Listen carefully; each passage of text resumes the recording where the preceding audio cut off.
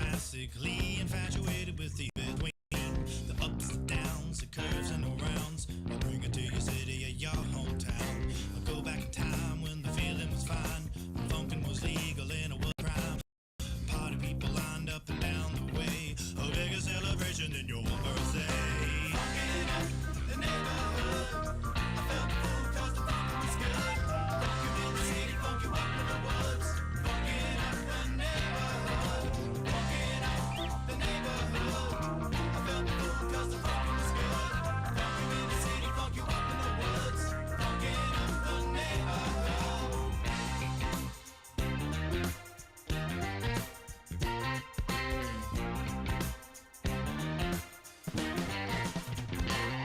And I have seen the world pristine, funk you up in the bushes, funk you down in the trees. Now look around, all the frowns, the yellow, the white, the red and the brown. And keep in mind, it never costs a dime, cause funkin' is free, I remember the time. Now look today, the streets are gray, time to take it back to yesterday. Funkin' in the neighborhood, I felt the food cause the funk was good. Funk you in the city, funk you up in the woods. Funkin' up the neighborhood, funkin' up the neighborhood. I felt the food cause the funk was good. It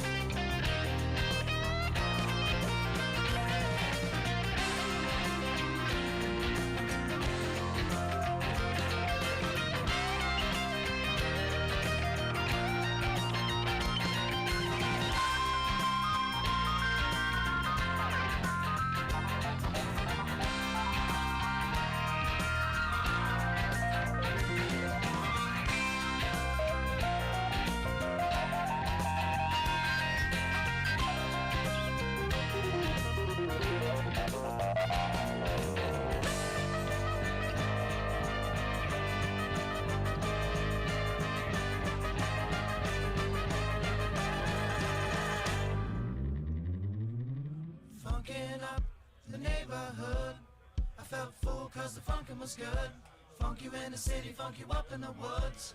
Funkin' up the neighborhood. Funkin' up the neighborhood. I felt full cause the funkin' was good. Funk you in the city, funk you up in the woods. Funkin' up the neighborhood. Funkin' up the neighborhood. I felt full cause the funkin' was good. Funk you in the city, funk you up in the woods. Funkin' up the neighborhood. Funkin' up the neighborhood. I felt full cause the funkin' was good. Funk you in the city, funk you up in the woods. Funkin' up the neighborhood. Funkin' up the neighborhood. I felt full cause the funkin' was good. Funk you in the city, funk you up in the woods. Funkin' up the neighborhood.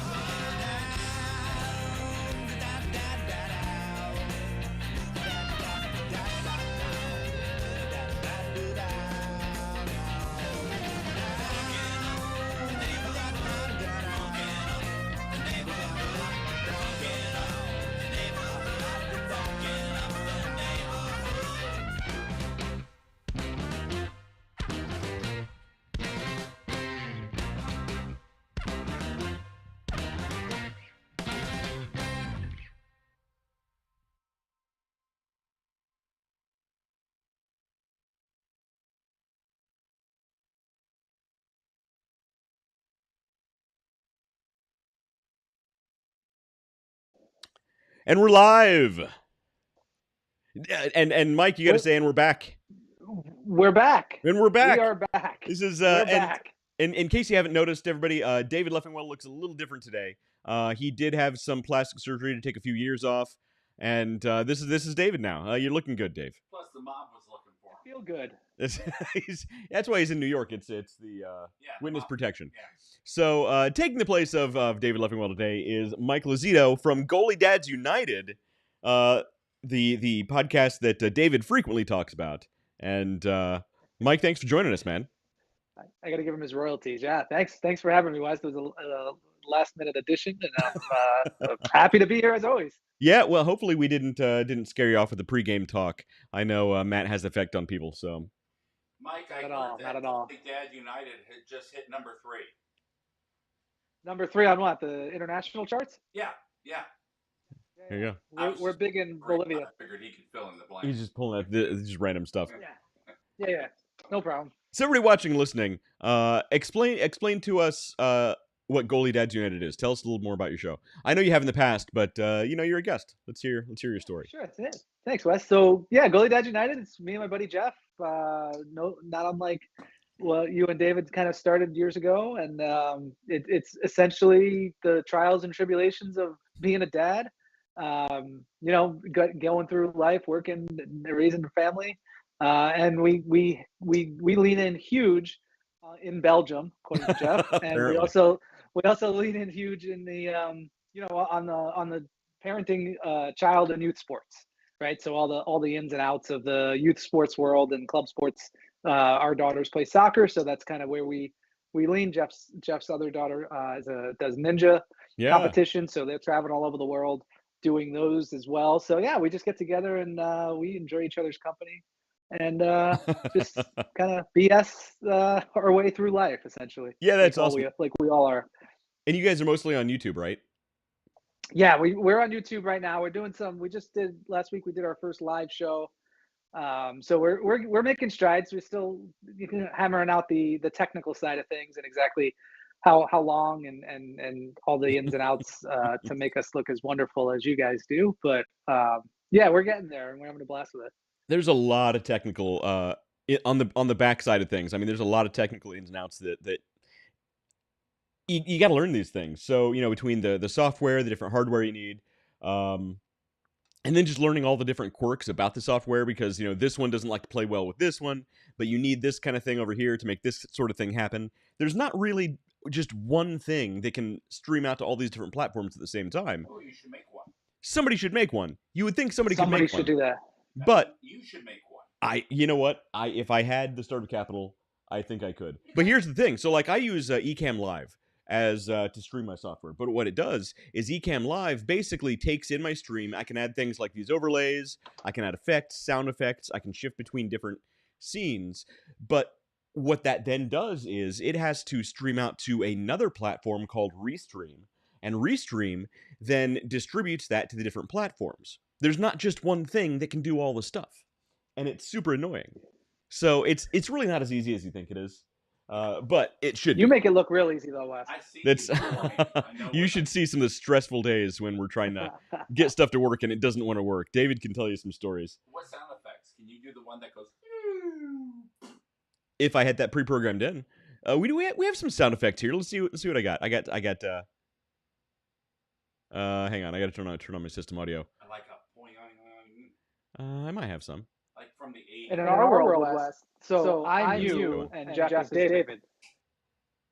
Jeff shows up and performs, and I'm the one trying to set everything up and get everything working and stressing. So I'm enjoying this side of the table for a change.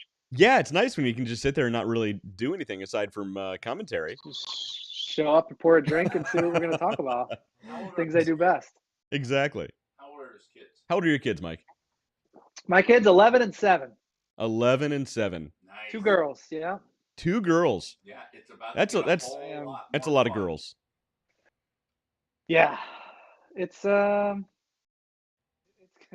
up is the best. Yeah, Jeff does that so well. He performs though. He comes through. You stick with your skills. Stick with what you're good at.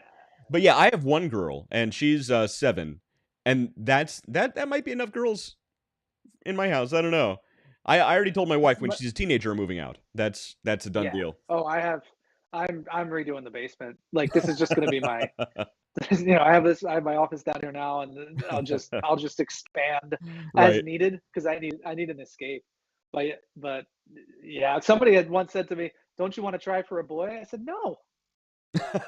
Well, look, 2 kids is the perfect number of kids.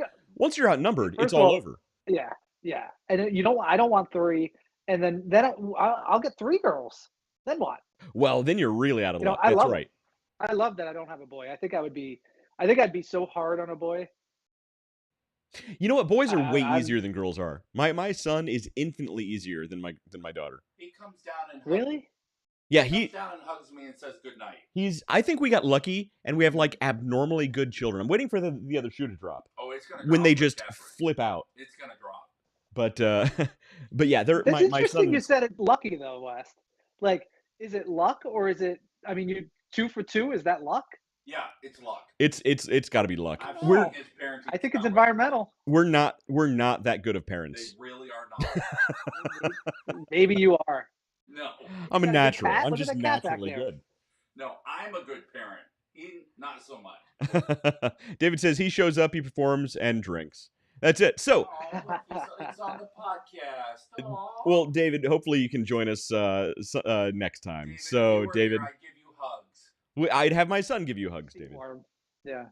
Poor David. So, speaking of drinking, most important part of the show, Mike, what are you drinking?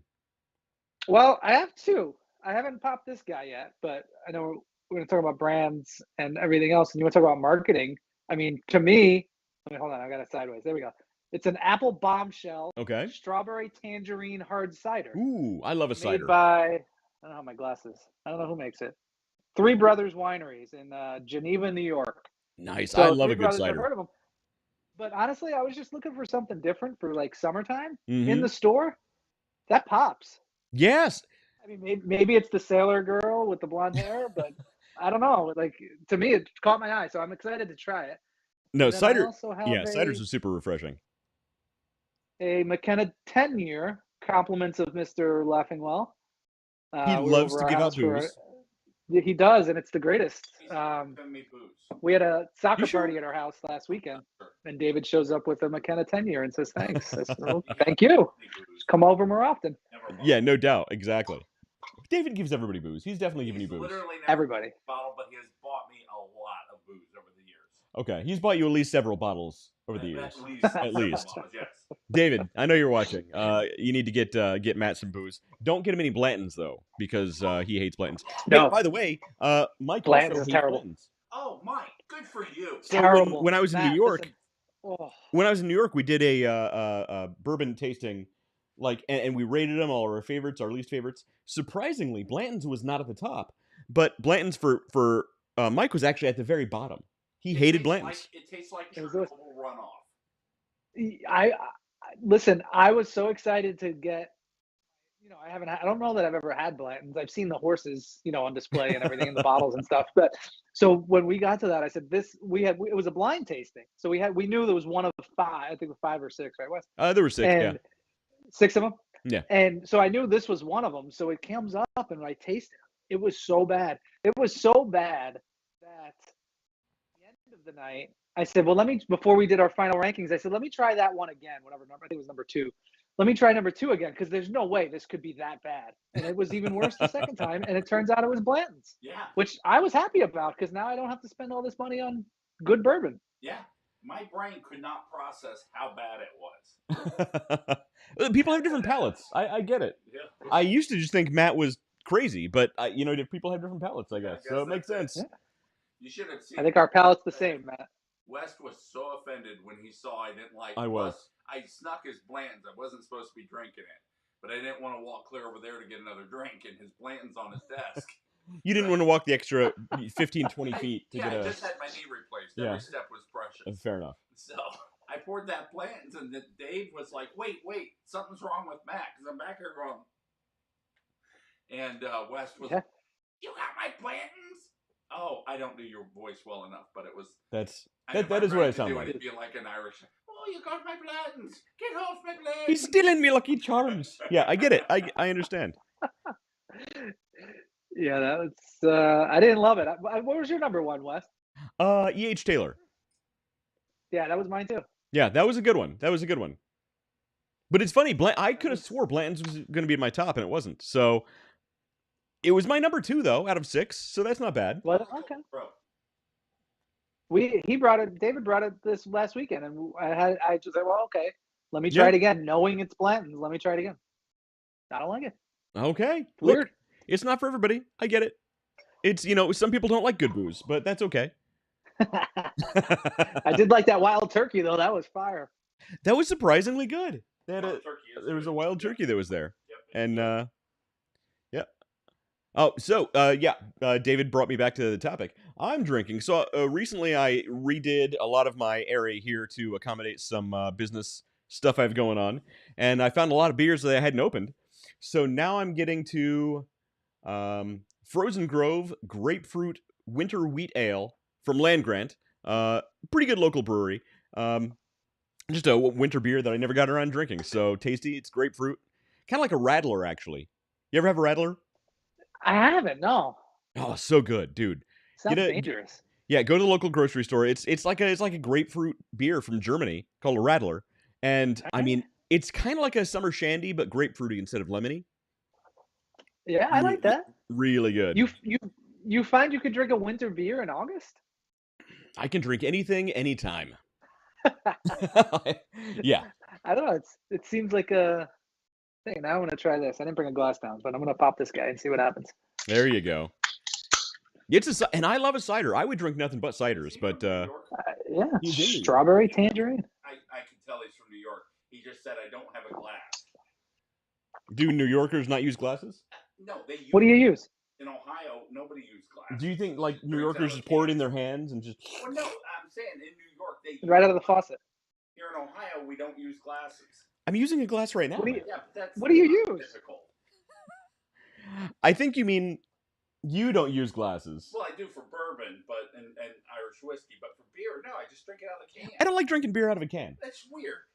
It's weird to drink it out of a can. Do you know how many rats shit on beer cans That's what makes it good. Well, fair enough. All right, that's how don't drink out of the can now, Mike. He's having second thoughts. Go back to my bourbon. He's like, I don't want to drink this now. Oh, fuck. I didn't think of that. Yeah, by the way, Mike, never let your kid drink soda out of the can until you wash the can. That's just a general rule of thumb. I worked for a grocery store receiving company, and sometimes the generic sodas would have rat piss on the top of them. You wand them with a UV light. Yeah, you really have to wash your cans. You send them back. I didn't wash this can. We just destroyed Mike's night. Now, I will say this, though. This particular can was in a 4-pack, and it had a cover on the top. Oh, yeah. See, you think that's... You got... all right. As long as it didn't piss on it before it was... Yeah. And I just happen to have like a pile of these things over here. Don't ask me why. I'm not an alcoholic. That's scary. I'm just really good at drinking. I tell my wife. So, Matt, what are you drinking? I'm drinking a 1952 colorized Jameson's. 1952 colorized Jameson. How do you colorize a Jameson? Well, it was black and white, and they colorized it, so now it's nice caramel color. Fair enough. Nobody wants black and white Irish whiskey. Yeah, it's very good. All right. All right. Yeah. It's let's walk it back to some sort of a topic here. So Mike, I'm glad you're on the show because it's all conspiracy theories and politics. No, I'm out. This is one of those shows. Forget my question.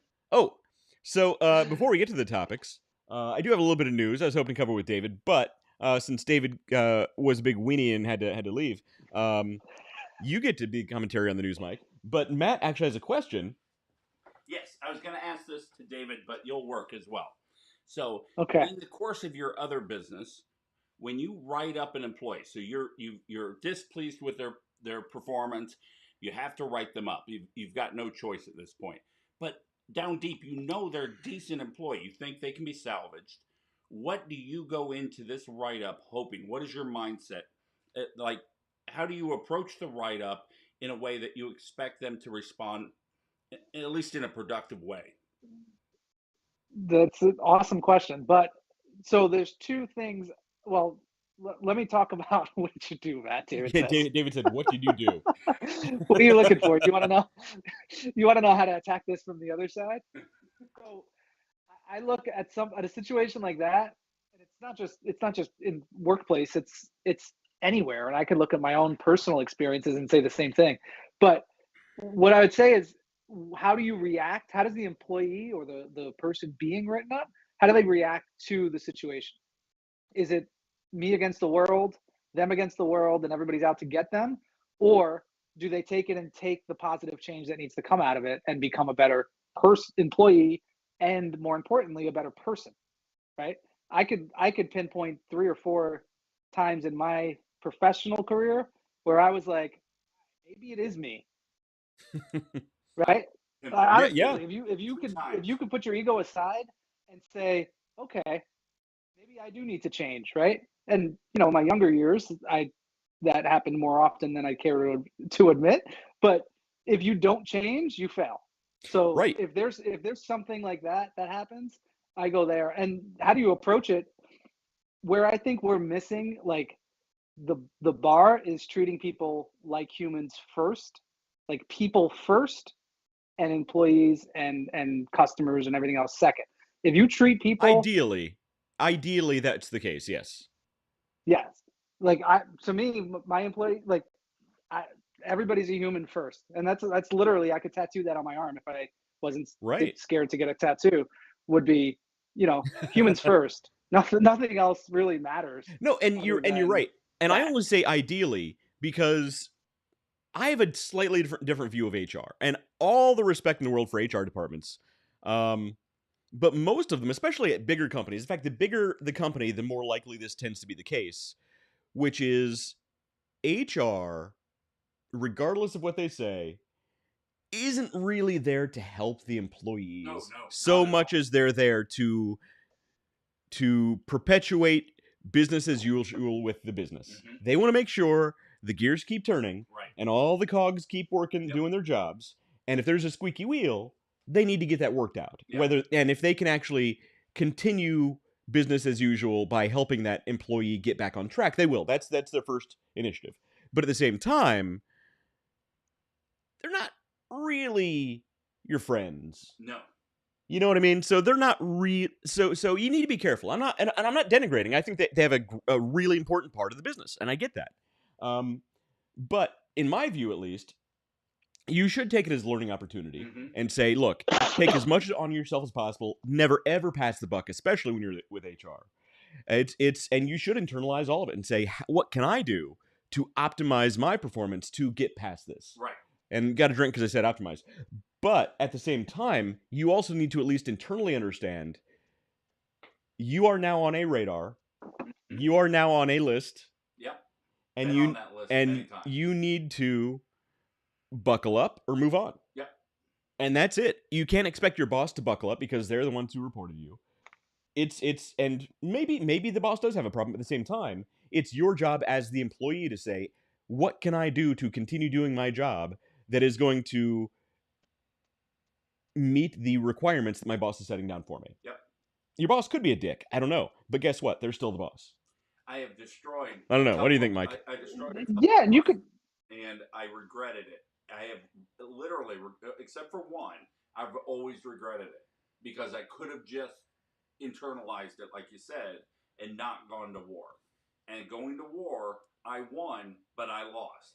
You never win when you go to war with HR. You never win. I wasn't the HR; it was the boss. You never with the boss. You never win. I got him fired, but that didn't. So you might win a little bit. But to what end? Because here's the problem. Awful. Well, because here's also the problem. It's a double-edged sword, right? Burn that bridge. Because when you're an employee, and let's say your boss is legitimately in the wrong, right? Mm-hmm. And you make that known to everybody in the company. You still look bad. You don't come out looking smelling like roses in that case. And here's the other side of that. If the boss is deliberately in the wrong and sends you to HR for reasons that are just kind of really you shouldn't be there, everybody still kind of knows that. So even though you would get in trouble, the boss also is kind of on that watch list too. Like, right, this guy is kind of shady. So it's a double-edged sword. Because HR's job is not to look out for you. Their job is not to look out for your boss. Their job is to perpetuate business as usual. Right. And if there's a squeaky wheel, whether it's you or the boss, don't go to war. Take it as a learning opportunity. Cannot stress that enough. Don't go to war. Well, if you feel like you need to go to war, walk.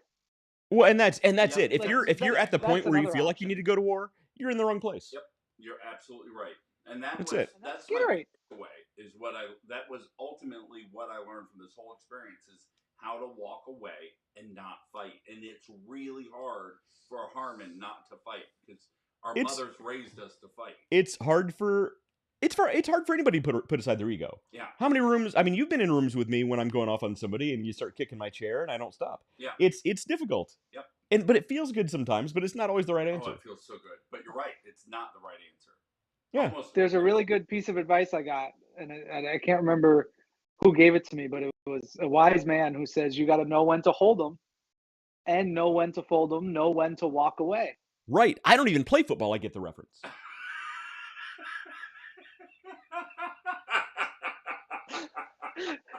I don't remember the rest of the saying, but But no, you're totally right. Make sure he knows that's Kenny Rogers, the gambler. He makes honey baked hams, right? Right. That's yeah. No, he's Make a sure pitcher Mike for knows. the Texas Rangers. Yeah. You see, there you go. There you go. Yeah. One of those guys. I think he played under Zig Ziglar, the coach. Fuck that, we ride at dawn. Yeah, that's David's good advice there. David's full of great advice. He So really is. You know, I flipped out at the last time. I haven't worked in a long time. But the last time I can't imagine why, Matt. left the I don't know Obviously. why. It's last time I left the company, I was enraged. I mean, I was raging mad. And I pulled Dave and Wes. We went to the Chubby's bar, and I'm trying to get them on board with me to do something horrible. And these two idiots start laughing hysterically at me. In the middle of my grief and anger, they're laughing at me. And they said, relax. That employee will not be there inside of 2 months. And 2 months to the day, she was fired. yeah, but you weren't there anymore. It didn't matter. Right. Yeah, a lot of good it did you. I went to college. Exactly. Yeah, I went to Aflac and then I went to college after that. Yeah, I quit my job and went to college. Yeah. There you go. So now I'm still in college. He's a college kid. I don't ever plan on working again. Hey, Well, you go in art school. You're not expected to work No, again. I'm gonna make things and just sell them. Well, look, you might get Art lucky, and school, the Matt? government might pay off your student loans.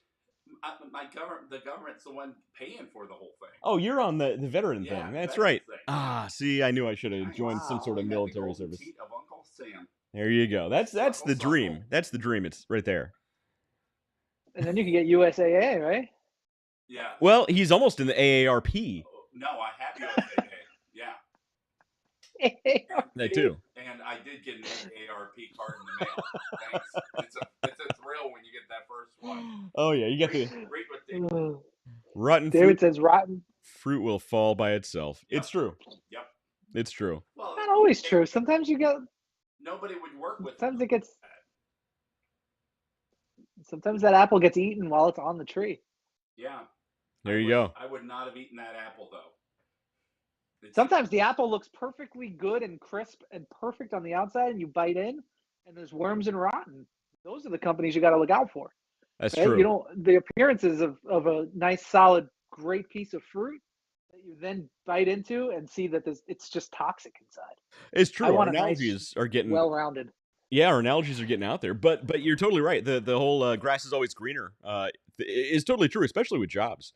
You know, how often do you see somebody you're like, oh, they got the dream life, they got a great job, and you're not actually seeing all the BS they're putting up with on a daily basis. Yeah, Happens all the figured that out time. a long time. Like my Yeah. wife will follow Facebook and be, oh my God, they're so perfect. And I'm like, yeah, you don't know what's going on behind the scenes. Oh yeah. Wow. I mean, one of the hardest things is having a job that, on the outside looks good and then making it look easy. Yep. Because that's the thing. If you can make it look easy, everybody else is like, that guy's living the life. In the meantime, you're Yep. sweating your balls off or dealing with BS that you don't feel like you have time for, but make it look easy and the world's your oyster. So When I was really successful with Aflac, people were the other managers or the other agents were really hostile. Now I was successful because they were giving me their inactive accounts, Mhm. and nobody likes to give away their business. But it was I didn't blame them. yeah. They could, and I knew that going into it though that they were going to be hostile. I Right. wasn't eligible for awards or anything like that. I just went out and made mountains of money. Well, see, one thing that you had going for you, so Mike, he was in sales. Matt was in sales, and one thing you had going for you is you are one of those rare people who thrives in difficult environments when you hear no a lot. Mm-hmm. You don't take no for an answer. You're just one of those people. I can't do that. I don't want to talk to people who I know for a fact don't want to talk to me. Right. It's just not who I am. But you love talking to people who apparently don't want to talk to you. It's just where you thrive. Just you. I don't mean that in a bad way. Like you do. Like Yep. I've seen you in those environments, and that's where you shine. Well, that was nice with that program I was with Aflac. I went out and took care of inactive accounts that had been mismanaged, and I would offer to shut them down. So I gave this. So even if they didn't want to talk to me, I had one last thing I could do Mhm. to help them, and then they were shut down and we could mark it off the list. But how many times also did you go in for a situation like that and you're really helpful and they stick with you and Yeah. sign up for more stuff? Quite a bit. Yeah. Plus, There's nothing better than nobody turning. owed their employees money. Right.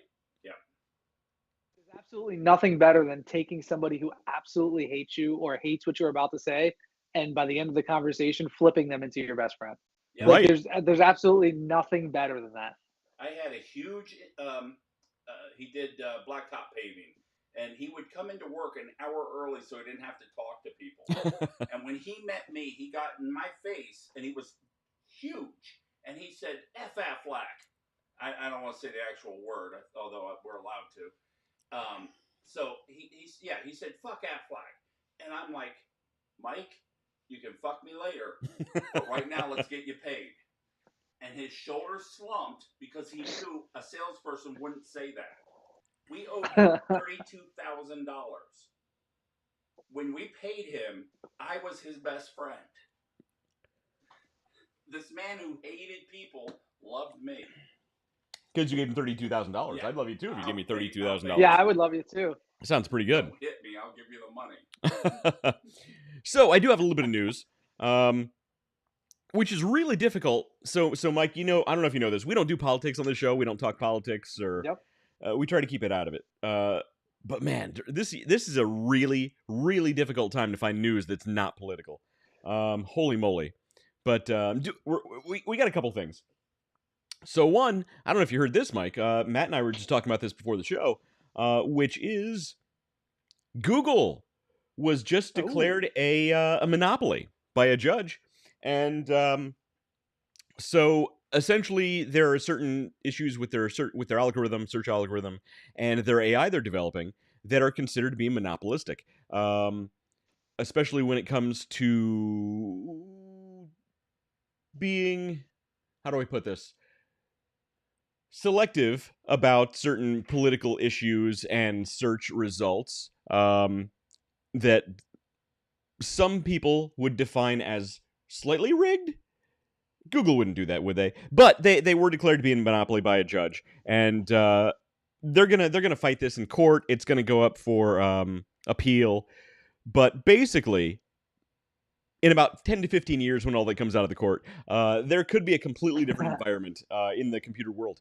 And I think it's a good thing. I mean, I'm not litigious. I'm not one of those people. But at the same time, when there are 5 companies ruling the digital landscape, when you have a ruling like this, in my opinion, it makes room for smaller people to come up and do really interesting things in that space. Like, nature pours a vacuum. I think something like this could actually be good for the internet. Were you alive when Microsoft got declared a monopoly? In 1998? Yeah, I was alive in 1998. Okay. Barely, just barely. Were you still in school? I was graduating high school. Yeah, that's what I thought. Yeah. God almighty, I've got ass pimples older than you. Look, I never even touched a computer. You should get those looked at, Matt. Yeah, it's none of us want to hear about Matt's ass pimples. So I got a couple questions about this. Yeah. So, and I haven't seen this. So, Google, the company, is being declared a monopoly. Well, so Google itself is actually a subsidiary of Alphabet. I don't think Alphabet was found guilty. I think it was actually Google. Yes. They're a subsidiary? The parent company of Google is Alphabet. Has it always been? As of about 10 years ago, yeah. Wow. Did not know that. Well, it's like Facebook became Meta, right? Right. So Meta owns Facebook, which is the product. Okay. Right. All right, that makes Slightly different with Google. Google is a product of Alphabet, but I think they're actually a subsidiary company. I could be wrong, but I'm pretty sure that's the case. I worked at Lebanon Valley College in the 90s when I first saw Google. Yeah. Yeah, late 90s, but 90s. Yeah, I didn't even touch a computer till I was in college. I mean, it was probably 2000 when I took my first computer class. Oh my God almighty. Yeah. Well, my high school didn't have computer classes. We didn't have that back then. Oh, I'm old. I took typing. Oh boy, typing. Yeah. Typing. We had typewriters. Actual typewriters. We didn't even have that. We didn't have typewriters or computers. I mean, I on the Oregon Trail multiple times. You know what? I never actually played Oregon Trail because again, I never had a computer that would do something like that. Yeah. Had to do it at school. We had a computer room, Oh which I think wow. is the wildest thing. Like think about like what we could tell our kids. Like We had a computer when I room. was your age, like we had the only time we can get computers was when we went to the computer room. You got it in your pocket. Exactly. You have a supercomputer in your pocket. It's crazy. Exactly. So this Google thing is the search engine. Yes. So Typing. the search engine section of So it's the Google, search arm of Alphabet, Google. is it was declared to be a monopoly. Yes. Hey, be careful. He's a New Yorker. You know what they think. Oh, yeah. Well, we don't talk politics on the show, but Mike is a big lefty. Yeah. He's Both my daughters are lefties too. It's crazy, but is it their fault that they made a great product that sucked? Everybody uses? Well, so here's the thing. Like that Bing couldn't hang? Well, yeah. Look, I mean, there is there is the idea of survival of the fittest, and you make a great product, and you hope everybody. Look, any business that you go into, the idea is to make it so good that nobody can compete with your product or service. You want it to be the best, and that's what Google did. I think what really drew a lot of backlash is the fact that they also take part in a lot of prohibitive practices that prohibit competition. They deliberately put down competition. They deliberately make it more difficult for competitors to do certain things when they own so much of the market. And I think that's what the problem is. You know what I mean? So since they own the biggest piece of the landscape, it's almost impossible for smaller fish to rise to the surface. And I think that's where it came from. And, I mean, This isn't new. Look at Ma Bell. They broke up Ma Bell into several phone companies. I think it's just the nature of technologies as they come along, right? Yeah, I don't think long term I'm gonna hate it. I just think right now, like I'm struggling with it. But I am also not educated enough on this actual decision. No, so, I think you're on the right point. I think you're slowly being turned to the dark side of the right wing because I actually think that you're on the right track. Those are empty, Matt. Man. He's trying to steal my dog treats. He literally eats. He's not trying to steal your beer. Yeah, he's stealing my bourbon. I didn't know I could eat those. I have a pack. Oh, they're so good. Pouch. They're basically cookies, but they don't have sugar, so they're not going to taste super good. Matt's just weird. I really enjoy getting drunk and eating the dog treats. Ask Jeeves. See, David's on with me. He knows. Ask Jeeves. Ask Jeeves is, that was like, it's like, are you pissed at Blu-rays because HD DVD sucks? And you're right. So again, I think this is where your right wing is starting to show itself a little bit because look, the free market's great. And capitalism is great. That's what makes things work. The survival of the fittest, you make the best product, it should win. But again, part of the problem is the internet as a whole is essentially being run by a couple of major companies. We're actually seeing a big lawsuit being filed right now by Elon Musk, and I forget the guy's name, the CEO of Rumble. It's basically a YouTube competitor. And they're suing a marketing conglomerate because these marketing conglomerates won't advertise on their platforms, and they're actually telling all of their clients not to advertise on the platform. So they're essentially making it prohibitive for these platforms to do business without the ad dollars. It's a little bit different, but at the same time, when you own such a large piece of the pie, it makes it impossible for smaller platforms to rise up and do anything. And I think that's where the court said there was a problem. Again, same thing we saw with Ma Bell. Look, if one phone company owns everything, how can another phone company come up and say, I want to start doing something here too, when the entire landscape is owned by one company? I agree with you, Mike, but at the same time, I see the other side of the coin. This is where David hates talking to me about stuff like this. Yeah, no, I could see it. I also just Googled. You see, you Googled it. You Googled it. I Googled. And funny thing, David brought up Ask Jeeves. Do you know the main way people actually found Ask Jeeves? TV commercials? By Googling it. I mean, literally, it's just they're synonymous with the internet. I mean, if Google was this big bad I never. Well, And I never said they're big bad. Google Monopoly. No, not you. Google Monopoly, and I got like 1,000 results. I got thousands of results about this Yeah. particular case. So they don't seem to be limiting me. Well, And Mike Kennedy is the CEO of Rumble, by the way. Also, so Googled there that. are. I mean, they do limit, especially on the political front. They do limit a lot First of one, searches. CNN. Yeah. My case. I'm not saying you're wrong. I'm not saying you're wrong. I'm just saying, look, I think that if they did open the market a little bit, interesting things happen. Competition breeds excellence. Funny, I don't see any Fox News reports on here, so that's something to look into. Well, yeah, I'm. Yeah, you should read more CNN. That's really the bastion of true intelligence. Sorry, we're not talking about politics here. Okay, so I don't know what Google's you're talking monopoly. about. Google's a monopoly. Let's. I got a little bit more news. David's rolling in his grave right now. Let's see, in his early He's not grave. in the grave. He's rolling in his early grave right now. Let's see. I feel comfortable with his name under me. I feel like I got my shoulders need to be bigger and not physically. Never mind. That was terrible. Let's see. I know I had another one here. Hang on. I'm trying to find. I had another really good article here.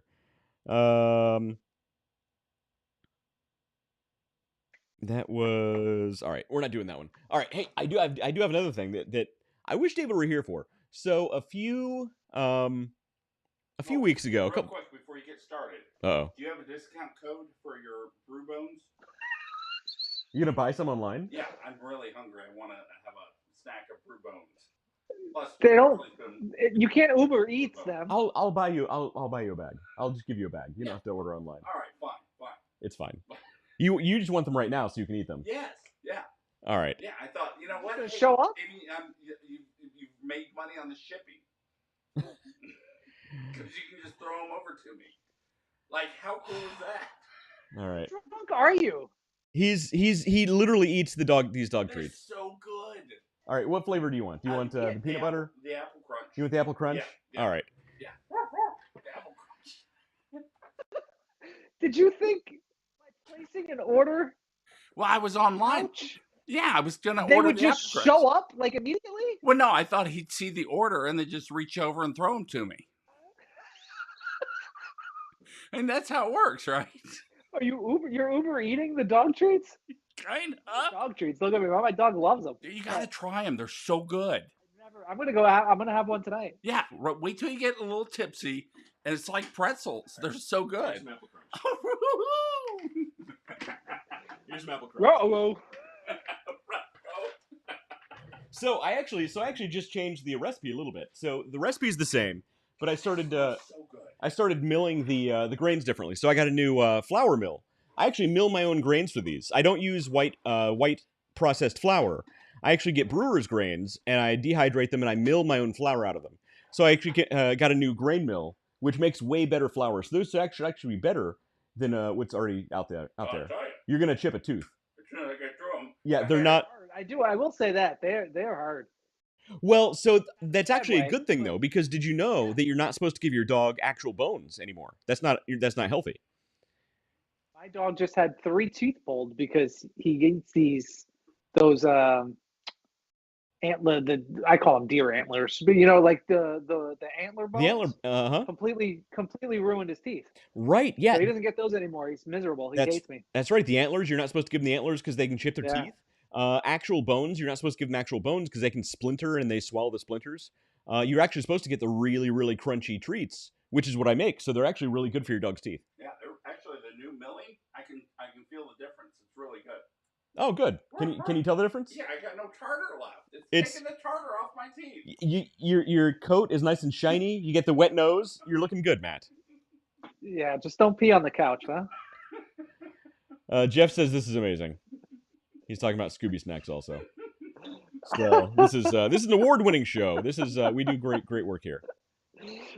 Oh my goodness. All right, so a few weeks ago, maybe a couple months ago, David and I reviewed something called the Humane AI Pin, and basically there's a little pin that you wear, and it has AI built into it, so you can it listens to what you say at all times. You can search for things randomly just by speaking to it. Essentially, it was just Siri that was on a pin that was pinned to your shirt. So that's what it was. But But there's a company that came up with something that took it to the next level. So instead of so David, hopefully you're watching, because he's gonna love this. Basically, a company He's took it not to the next anymore 'cause level, he hates it, yeah. and they made what's called AI Friend. Wear this AI Friend around your neck. The latest attempt at an AI-powered wearable is an always listening pendant. But it doesn't help you be more productive. It just keeps you company. So essentially, it's just an AI that's always listening to you. It's always aware, in big quotes, of what's happening to you and around you. I would love that. And it sends you sweet texts. So we're gonna watch the reveal video, and I want to know what you think, Mike.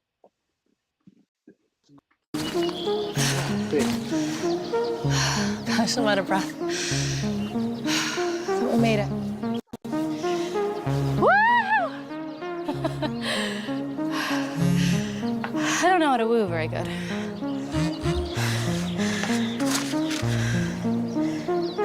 That's fair. All right, let's go. So basically, I don't know if you could tell, but basically she just spoke randomly about being tired and it sent her a nice little text. Let me show you how. What was that? Is that Janine Garofalo? Is that Janine Garofalo? She's like 80 years old. Well, I can't see the microphone. It's not Janine Garofalo. The game, bro, okay? Oh, come on. Oh, let's go! Are you serious? Oh, gamers use this. Come on, man. Come on, man. I hate this game. I don't. Take notes, baby. Oh man, you guys suck. Bro, you look like the back Let's of the go. Let's go. Dude, what? How did you do that? So, hang on. The pin just sent a little text that said his gameplay is embarrassing? That doesn't sound like it's helping your self-esteem at all. Sometimes you need it. I mean, What'd you say? I mean, if I want to be trolled, Right. His friends are right there. They're embarrassing him enough. I don't need. I mean, if I'm gonna get a pin that's gonna be my friend, right? It's gonna be my friend 100% of the time. Right, ripped exactly. apart, I'll I don't want a just call pin my that's real gonna friends. trash talk me even more, especially when I'm feeling down. Dude, what? How did you do that?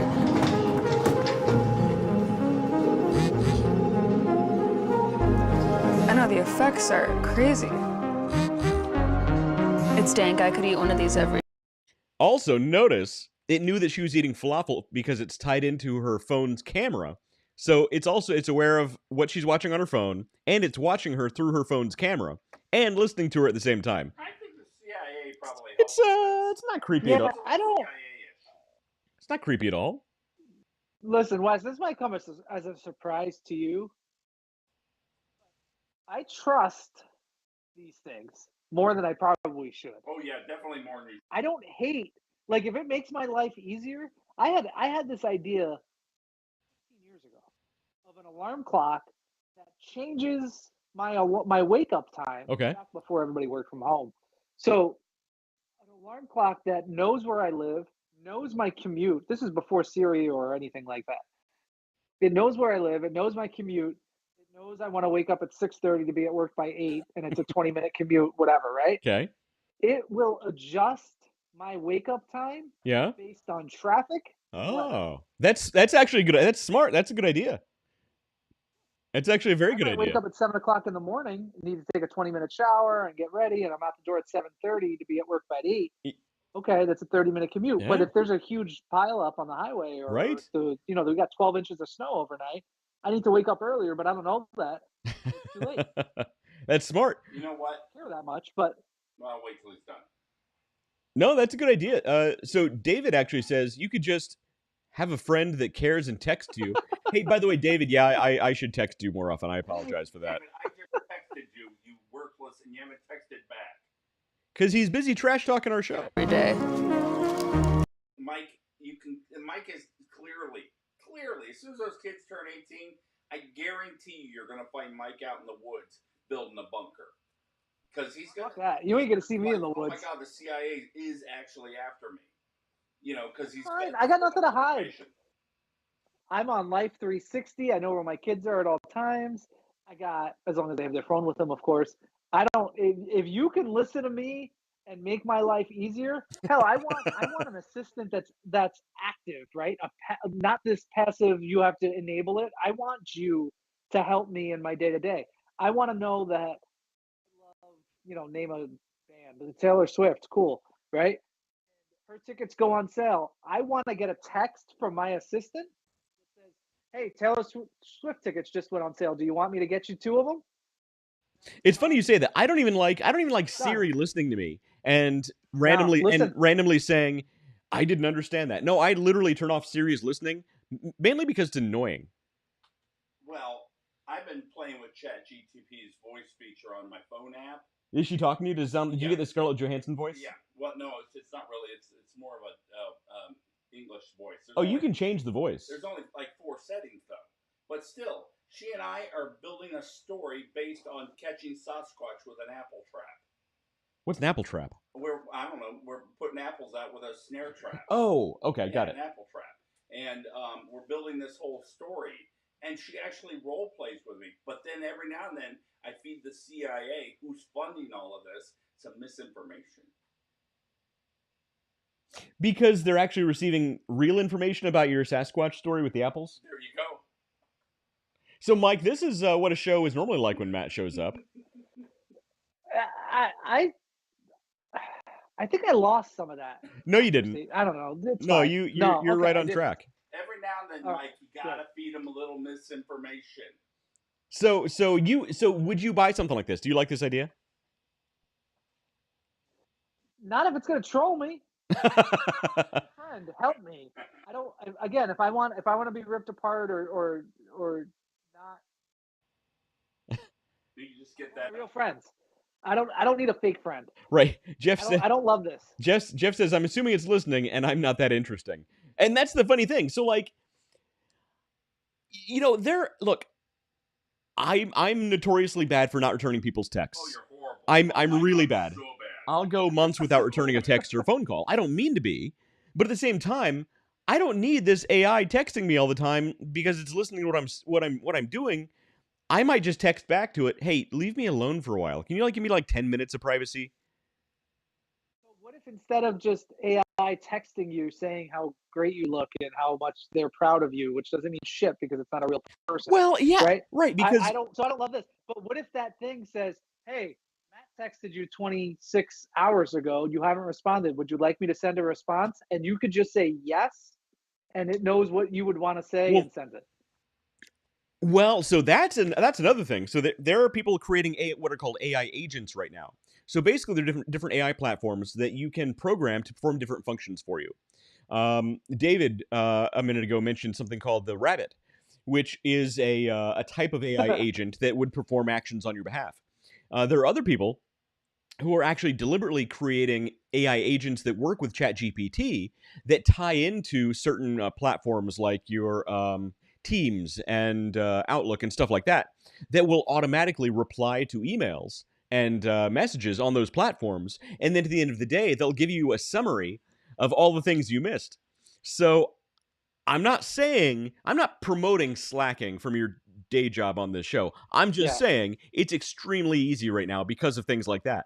If think about all the useless emails and useless meetings and useless chats that you're a part of, that you're like, you know what?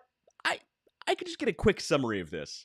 And in the meantime, AI is responding to all this stuff in your voice, and you just get a summary of it at the end of the day. It's not a bad idea. Yeah, and then it brings up the idea of if this person is using this sort of AI agent chatbot, and you're using the same sort of AI agent chatbot, and they're just chatting back and forth all day long. At the end of the day, you basically both get a summary of what your AIs were talking about. Who really needs that worker? Don't tell bosses this is a real thing, because that might become a conversation in the future. Yeah, I think in certain worlds, I think you're right. I mean, I think I got a spam call today that there was a little too much. I answered it knowing it was. Oh, I've been in 3-hour meetings. I'm like, this could have been an email, or I've been in hour-long meetings. I'm like, this could have been a chat. Yeah, I just think. I think it's hard to tell, and I'm afraid to think about. You're being too politically savvy because you have a day job that you care about. He's not denying it. It's totally I true. care about it, but I always say this. Times it's harder to pretend like you're busy and doing really good work Uh-huh. than it is to just be busy and do really good work. Like so, and I think this fits into that category. You're gonna set up a AI chatbot that's gonna do X, Y, Z for you. Just freaking do it. It's faster, it's quicker, it's more efficient. It's you. You just got done saying you wanted one that would tell you Taylor Swift tickets are available. I would love to know. Yeah, because that's stuff I don't want to cloud my brain with. I Right? got I need to. We're going on vacation in a couple days. I need to clean the hamster. Like I just told my wife before I came down here. I need just stop telling me things and write it down. Just make me a list. So if I could take that list and like if I could just say like I had a shoulder injury not too long ago, Oh man. and the doctor came in and examined my shoulder. Yeah. That wasn't too bad. And he says, "I'm not talking to myself. I have a device that's listening." And he's saying all these things, and it goes through a transcription Mhm. service. They print it out, and it becomes part of the record, right? He doesn't need a nurse in there with him writing this stuff down, Right, because totally. he had like a, and that makes sense. That's what I'm saying. I'm saying if if if I love Taylor Swift and tickets go on sale, and all I need to do is say, yeah, buy those tickets. It's something. It's one less thing my real brain needs to worry about. Yeah, and Right? that's Like I shouldn't be right. clouded with cleaning the hamster cage. That should be done for me, or someone else should make a list that says, "Here's what you need to do." I want a personal assistant AI. That's what I Right. want. So And if you need to listen to my whole life to do it, do it. you're saying you don't need an AI friend, you need an AI personal assistant Do something. that's always listening and just doing stuff. And honestly, I've been saying this for years. I've always said you if have said this, and I've if- thought about this. as soon as somebody makes an Alexa or an Google Home Assistant or a Siri that actually understands contextual conversation and can actually understand what the heck you're saying when you say it, I mean, they're going to rule the world. If it can tie into your Outlook and your Teams and your email, and it could actually potentially go and, order you the actual pizza that you want, or book those flights that you actually want, or things like that. I mean, it's going to rule the world. Unfortunately, nobody's really done it super well yet because large language models haven't reached that plateau of actually understanding contextual information yet.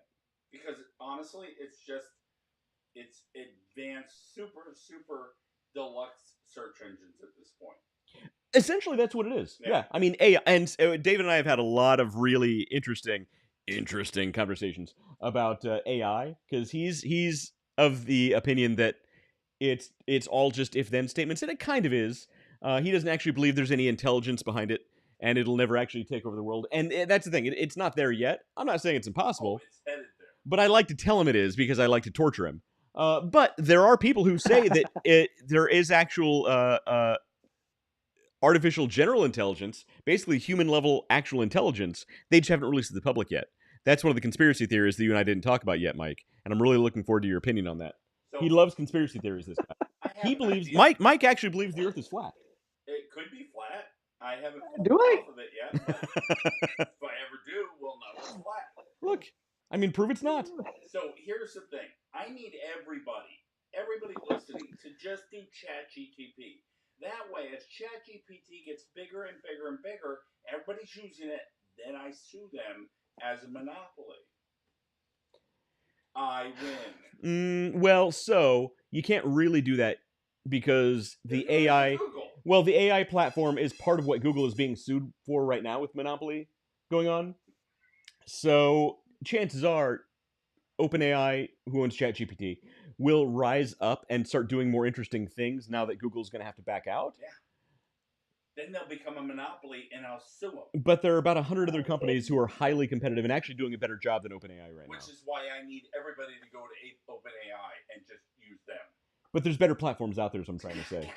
Wes, come on, you're on my lawsuit. Sorry, that's fair point. West, I don't want to bring this around to the topic of the day, which is brand related. We do have a main topic. That's right. You keep saying monopoly.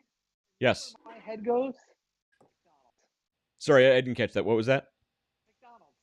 Every time you say monopoly, I think McDonald's. Oh, the Monopoly game. Every time. Yeah. So do you ever play that, the Monopoly game McDonald's? I did.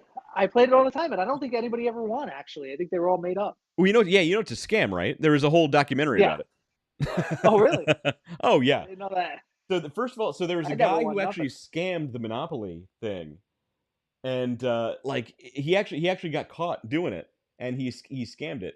So McDonald's isn't scamming people, but it's apparently after this guy scammed the Monopoly system, like they made it nearly impossible to actually play and win anything because they don't want you to win that $1 million. They want you to win, hey, 50 cents off your next $10 You get a free cheeseburger. medium fry. I Right. love 50 cents off my cheeseburger. Yeah, McDonald's is they've gotten so expensive, Give me the man. million. Holy moly. Yeah, it's I crazy. took my son there, and I'm not even joking. We got a kids meal, a cheeseburger kids meal, and one of the value meals, and it was almost $20. I'm like, what Yeah, did I it's buy? not- What? How is this almost $20? And- It was just the two of us. They're not all like that. Like Burger King actually has decent pricing still compared to McDonald's. Well, Mike, And I you were don't know there. that because my two cost way more at McDonald's than they do at Burger King. You were there when we got Taco Bell at David's house. Oh my God. That Taco Bell That was was almost ungodly. that was like $70, Yeah, but and it you- wasn't that much food. You get Dave to pay. Well, he did. Of course, he did. And it was like $70. It was the and best it wasn't that much quesadilla I've food. ever had.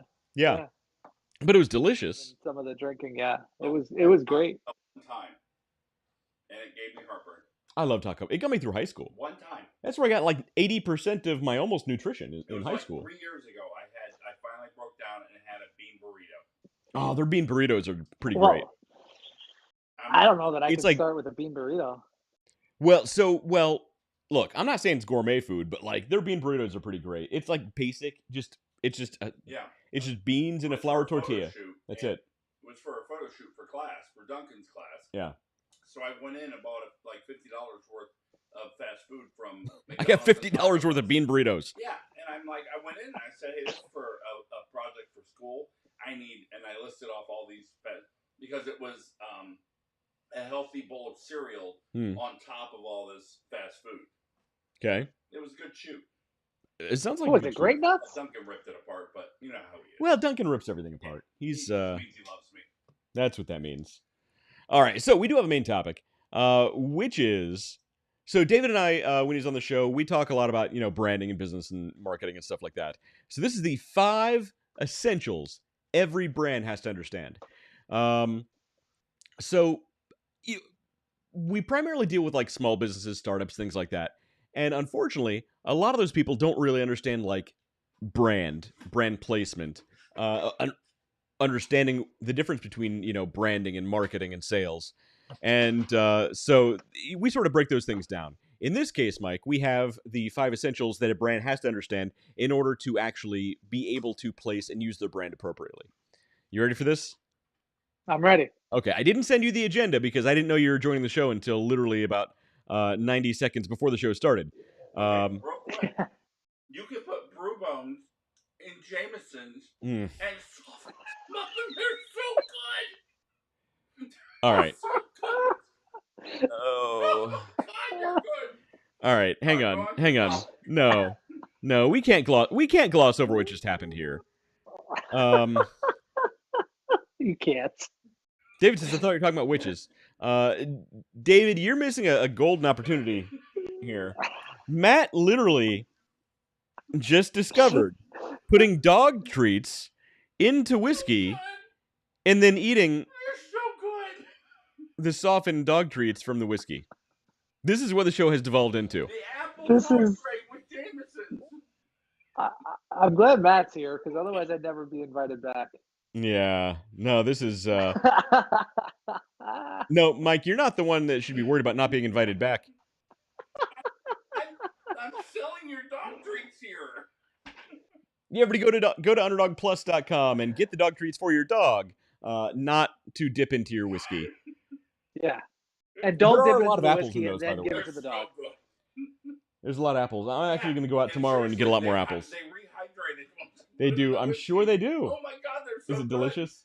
That's okay. Sorry. Go ahead with your main topic. That's how it save your teeth. I mean, it'll if they rehydrate, it's probably softer. You know, it is. There you go. But I still have no tartar left. That's good to know. Mike, I'm sorry about what's happening right now. Okay, let's. He's not even sure what to say. He's like, this is the most backcrap crazy thing I've ever seen. All right. So the 5 essentials every brand needs to understand. So here they are. This is basically going to talk about how to understand your brand so you can place it properly, so you can use it properly, so you can optimize your brand and get those sales, get your message out in front of the correct audience, things like that. So number one thing that you need to understand, your brand needs to understand, is clarity. Okay, so what does that mean? What is your business's current identity? Like, what does it stand for? What do you envision for your business in the future? Again, clarity. These are actually questions you need to answer when you're developing your brand. Really big questions. What are your business's objectives, and what's the core purpose of your business? So a lot of times when people start a business, small business, they don't understand what the business is. They might have a product idea, they might have a service idea, but what do you stand for? What's your real core identity? If your brand were a person, what kind of person would they be? You actually did a really interesting project on this in school. Yeah. Where you had to create an actual identity for your brand. Right. So explain what that was about. Well, I'll try to, but I'm pretty drunk. Yeah, you're eating dog treats that you soaked in bourbon, Matt. Well, Irish, to be fair. Well, fair enough. So we had to. It was kind of ridiculous, but it was fun that we were given these magical different prompts. We had to pick from. And ours was a wizard private detective agency. And so our product was that we would find out if your spouse was cheating, number one, and if you wanted to pay the extra fee, we would turn your cheating spouse, into a piece of cheese, which you could then eat or just store, depending on how you wanted to handle the situation. All right, this is not what I thought that your explanation of the project was going to be. Basically. They were given a fictional business, and they were supposed to come up with an identity for that business. So they were given a list of archetypes that they were supposed to explain what the business is in that archetype. So are you familiar, Mike, with Joseph Campbell's Hero's Journey? I was about to say Hero's Journey. I'm not. All right, Joseph Campbell, an amazing author. Highly recommend it. He wrote about the hero's journey, which, if you're familiar with Star Wars, yeah. Based on the idea that you have, I've heard of it. The idea that you have a young, inexperienced hero rising up, meets an older, wizened guide, goes on an adventure, highs, lows, yada yada. Eventually comes full circle. The hero's journey has to make sacrifices, all the fun stuff. But throughout that, there are different archetypal characters that make that journey possible along the way. And Matt's project was basically you were supposed to pick one of those archetypal characters and build your audience, build your brand around the personality types of that archetype. Are they strong and bold and brash? Are they a little naive but optimistic about the outcomes? Are they the wizened, old, experienced know-it-all? Are they the rebel who just doesn't care, but they're going to go out and do it anyway? And sort of the same thing here. The clarity about your business, the identity of your business needs to be identified. Not only what you stand for, what you want to achieve in the future, the personality that you put on that brand. So if you look at like Nike, okay, Nike is just do it. If you look at their Instagram, they don't post a lot of photos of the products. They post photos of the emotions their products invoke. Yeah. They're about the adventure. They're about going out there, getting the job done. Athletics, obviously, and just do it. Versus if you look at Carhartt, I don't know, their business, their branding is going to be more hard-working American, doing the job, going home to his middle-class family and drinking an American beer before doing the same thing the next day and getting the job done. Well, that too. That's pretty funny. But I don't know. Tires. Well, no, I'm serious. The Michelin Man is an icon that's been around for years and years and years. I mean, before I was born, Michelin Man was there, and now he's changed to a more fluffy version of it. But when I was growing up, the mission of the man was all about getting you home safely. Well, sure. So safety. I mean, yeah. It's maybe go away from the mascot and more towards the message, which Getting is you probably home pretty safely. close to like AAA, right? Yeah. So it's about safety, family, understanding the end goal isn't the journey; it's about Yep. getting you safely to one end to another. So the clarity about your business. As far as your experience in business, what do you think about that? Yeah, I think I think it's super important to have, right? Yeah, Like you can't if you don't understand who you are, how do you expect to know who you can get, right? And Like how do you expect your customers to know who you are if you don't know who you to are? know who you are. Yeah. So I think you need a story. I think that clarity item or bullet covers I mean, you could make a case that any of the brand essentials are covered within your clarity. Right, and that's just number one in this list of 5. That's number one. So I'm excited for the other ones. Let me have 1 minute of sobriety here, or even less than a minute. You need to Oh, dedicate an entire show to number one: how to determine clarity, how to show clarity, how to even so somebody who's starting a business, just starting out. How do you determine what your because somebody says, "Hey, you're really good at making meatloaf. Your mom, you're such a good cook. You should open a restaurant." Mhm. Until mom eventually opens a restaurant, Right, fails miserably because she has no idea how to run a restaurant or how the marketing works for a restaurant. right. So Because as there's far no as clarity. clarity goes, David says he has to go. David, thanks for joining in the comments, and I'll definitely talk to you soon. I'll give you a call. We got a lot to talk about. So I can answer that. I can answer that quickly. So, Mike, I'm not sure if you've heard David and I talk about building a customer avatar. So basically, understanding yes. who your customer is, building a personality for that customer, based on the data that you have about your customers. So, you like when you're talking about selling to your customers, you're not saying the customers. You're saying Jim. Jim is the name of my customer avatar, my customer profile, and he is this type of person. I'm not speaking to this group, I'm speaking to this person. The same thing with your business. So with all of your data about, I would say, gather the data about your customers first, and then kind of relate that back to how you think your company can relate to your customers. Call your customer the cowboy, right? Based on one of those archetypes. The cowboy's name is Steve. I don't know. Steve the cowboy. So Steve stands for X, Y, and Z. Steve does A, B, and C, and Steve can relate to Dave, the customer avatar, because they both agree on these points. And they might not always agree on these points over here, but that's why we're focusing on these points over here. Mhm. You know what I mean? So I would build the clarity around your brand identity the same way that you build clarity of your customer's identity through that customer avatar. Now, how important is this? It's super important. That's why it's number one on the It's list.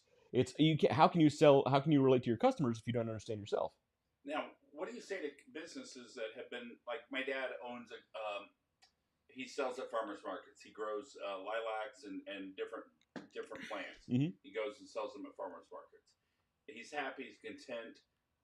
So how do you explain this to somebody who's got a business like that? Well, and that's so it depends on your goals. Not if he's happy and he's content, he might not need this because he doesn't care about it. Okay. In that I case, think that's important to yeah. say. And in that case, it could be more work than it's worth for him. Yeah. If he doesn't want to grow more, if he doesn't want to become, get his own, store, if he doesn't want to Right. have distribution, if he doesn't want to grow this into a bigger company, it's not for him. Okay. Perfect. And I think that's a really good point. Yeah. So so this stuff isn't for everybody, but if you're happy where you are, you're probably not watching the show in the first place. Well, they're watching the show because I'm on it. It's true. I get that. well, right. David's here. Mike's like, well, I don't know, Matt. I'm your customer avatar. You're some kind of avatar. That's it. All right. That was number one. Number one's clarity. Number two. I like number one. Number two is audience. So we kind of jumped ahead of ourselves. Who is the primary customer that you aim to serve? How can your products or services benefit them? What are their challenges, interests, needs, and pain points? That's building your customer avatar. So first, you need to understand your company. then you need to understand your customers. And those two things should play off of each other. Because here's a really big thing. This is something that a lot of people don't understand until it's too late. When I have a product idea, the first person I relate that product to is myself. I had the idea. So, of course, I picture other people like me buying this product. But guess what? I start putting Facebook ads out there. I start putting Google ads out there. I start posting on social media about stuff that interests me and my voice. I'm speaking essentially to myself. And nothing. You get crickets. And you sell a few products. You're in business for a couple of years. You're like scraping by. And eventually, like, man, I gotta find out who I'm talking to.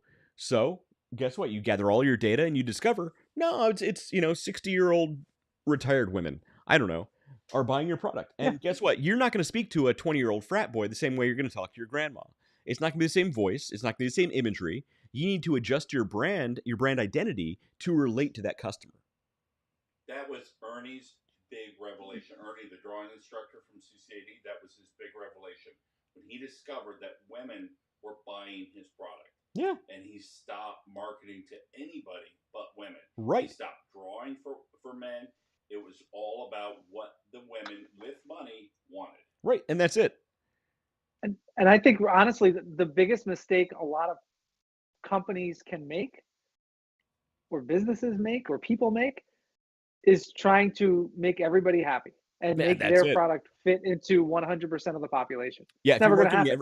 If you can get an 80% stake in 10% of the population, that's going to work for you way better than trying to appeal to everybody.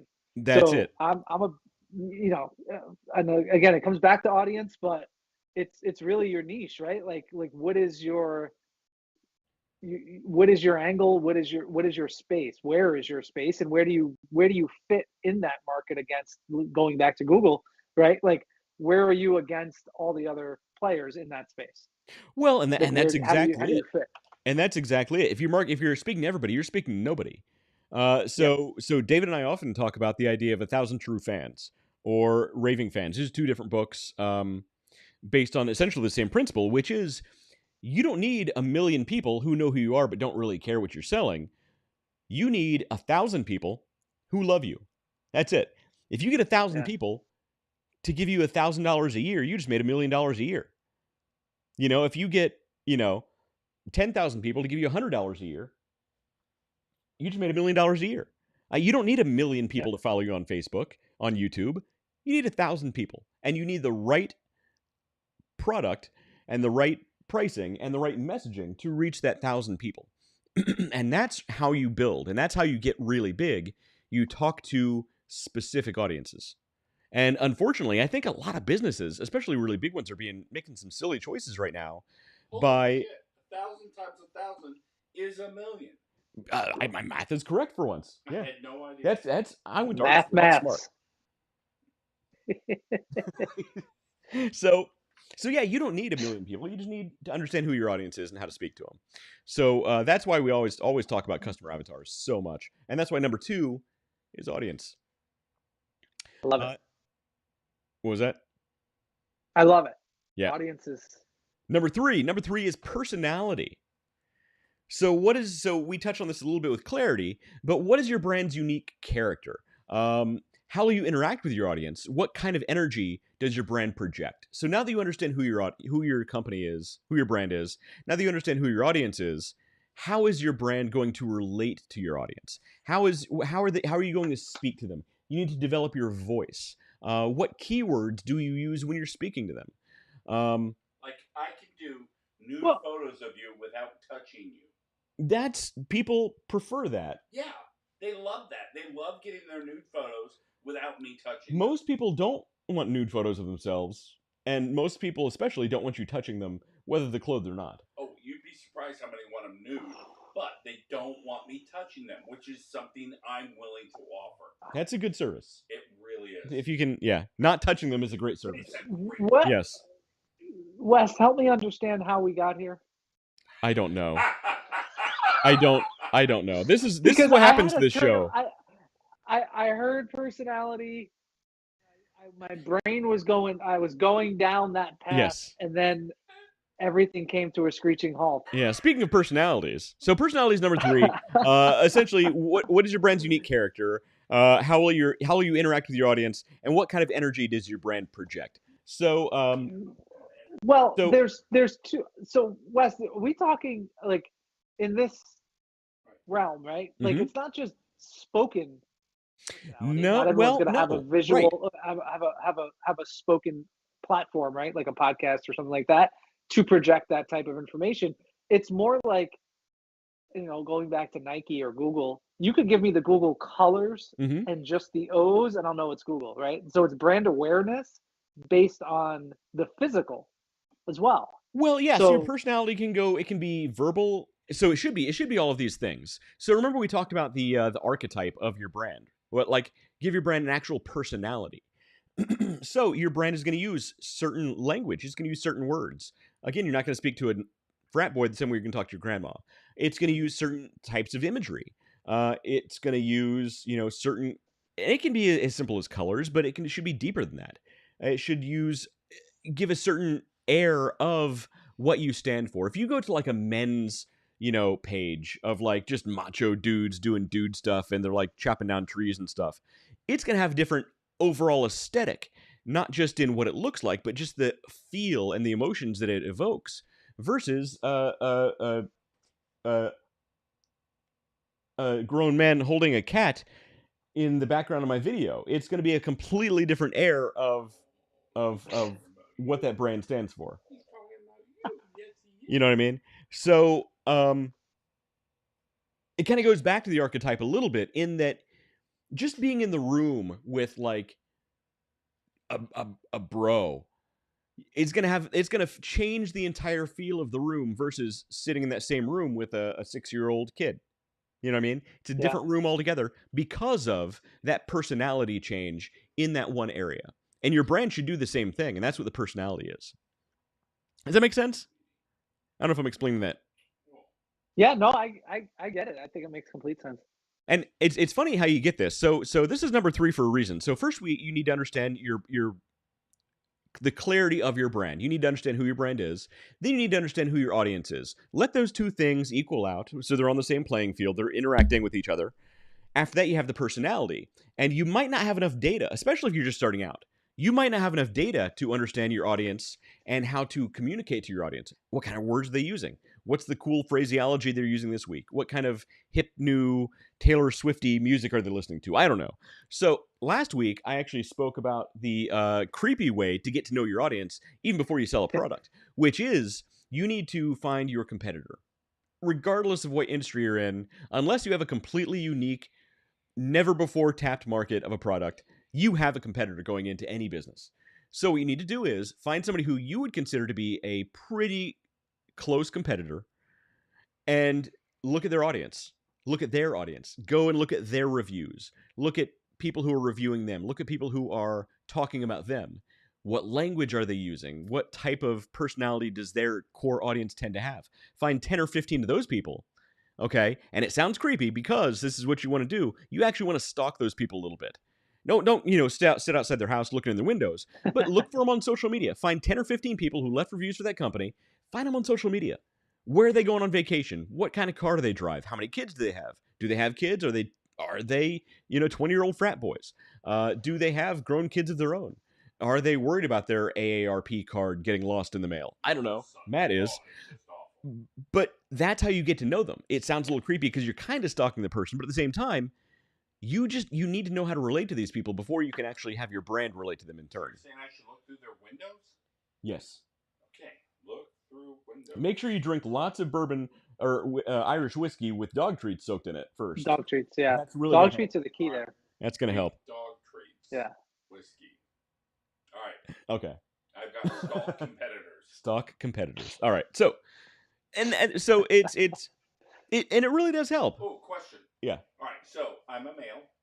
Most of the time, I agree. I'm a male photographer. Say I'm stalking a female competitor who's in my neighborhood. No, you don't stalk the competitor. You stalk the competitor's audience. But they're all speaking in like ladies are talking to ladies. Okay. In lady language. Lady language. So That's... how do I decipher that into my language? Are we talking about an actual different language? No. Or are no. they saying They're things? like, oh my God, you did such a great job. Oh my God, you were so perfect. Kids loved you. I love you. Now, I would never use love in the advertisement, but I'm stalking Right. my competitors. Right. Well, I mean, It's like suburban moms talking to each other. right, fair You enough. might need, Okay. Matt, in that case, you might need to get yourself an intern who understands that language. Nobody ever wants to work for Matt. I have a lot of restraining orders.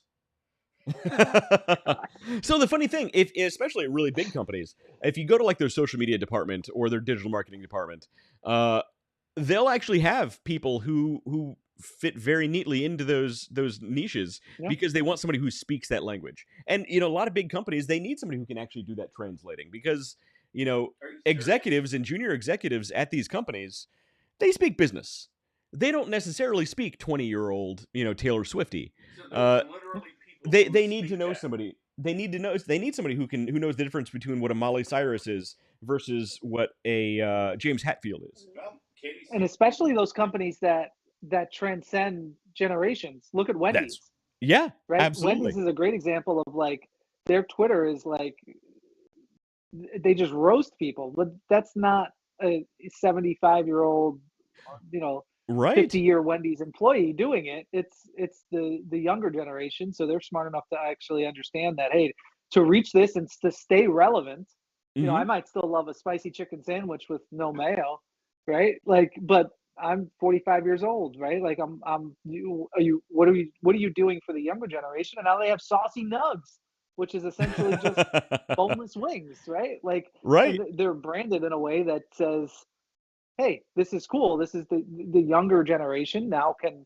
get behind that. And then 30 years from now, they'll be having saucy nugs. It'll just be part of their everyday.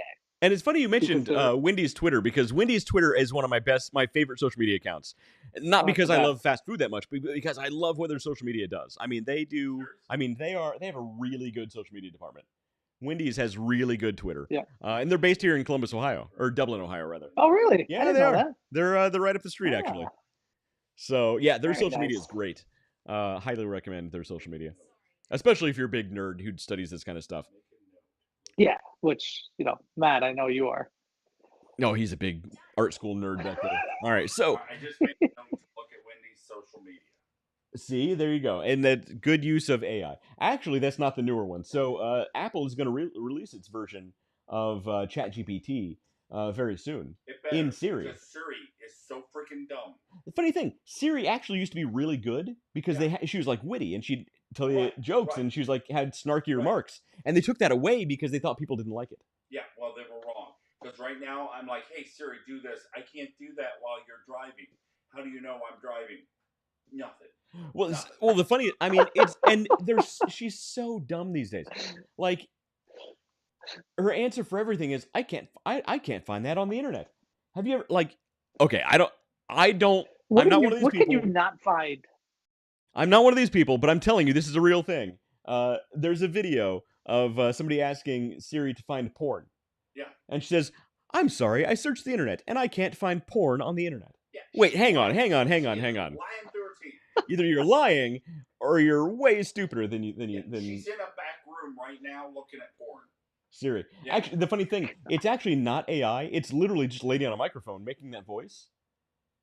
So it sounds super high-techy. Oh, Apple. It's literally just a lady on a microphone at their HR that's department. A sad commentary. I'm telling you. It's what it is. It's science. All right, so number four is positioning. Number 4 is positioning. Ooh. How do you want your audience to describe your brand? That's an important one. What should come to mind when they think of your brand? Because here's the most important thing about branding most people don't understand. Your branding is not your logo. Your branding is not your colors. Your branding is not the pretty face that you put on the spokesperson. Your branding is what you want your audience to say and think about you. That's what a lot of people don't understand. He was not. Your logo is not your brand. Your brand is what you want people to say and think about you. I was surprised at how Now- professional he was. I'm Let me surprised ask he didn't touch something. me when I was naked. I'm bypassing that.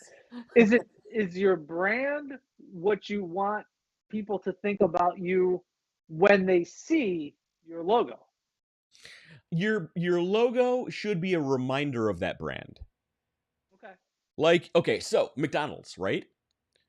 McDonald's they spend millions, tens of millions of dollars on branding, even though they have an established brand, it's been around forever. So they have a brand, they have an established brand, people know what they think and feel about McDonald's. But when you see the logo is not the brand, because they've done different iterations of their logo over the years. But their logo is a reminder of what the brand stands for. The Nike swoosh is a great example. You see the swoosh, I mean, it hasn't changed in forever.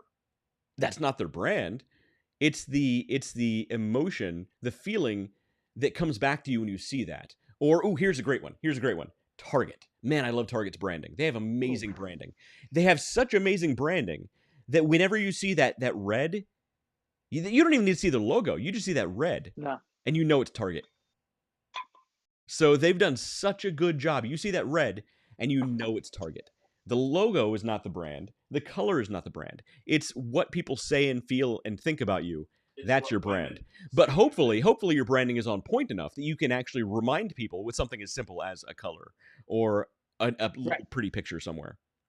You can deconstruct your logo in Right. a way that it's the same. The font, the colors, Right. That's all it. of that. Yeah.